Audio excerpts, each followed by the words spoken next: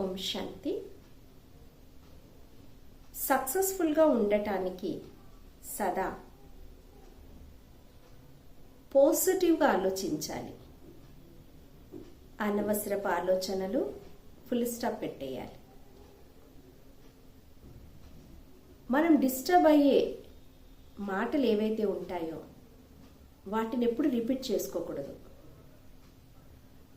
మనసు డిస్టర్బ్ అయింది అంటే మనం ఏదైనా చెయ్యాలి అనుకునేటప్పుడు ఆ బాధాకరమైన మాటలు గుర్తొచ్చి మనము సక్సెస్ఫుల్గా చేయాల్సిన పనులను కూడా చేయలేకపోతాం.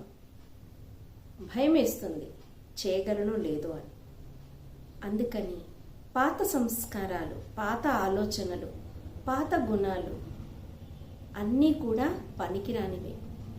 పనికిరాని వస్తువులను మనం ఏ విధంగా డస్ట్బిన్లో వేస్తామో, పారేస్తామో, అదే రకంగా మనల్ని అశాంతి చేసే మాటలు, ఫెయిల్యూర్ చేసే మాటలు, దుఃఖం వచ్చేలాగా చేసే మాటలు ఏవైతే ఉన్నాయో ఆ మాటలని, గుణాలని, సంస్కారాలని సమాప్తి చేసుకోవాలి.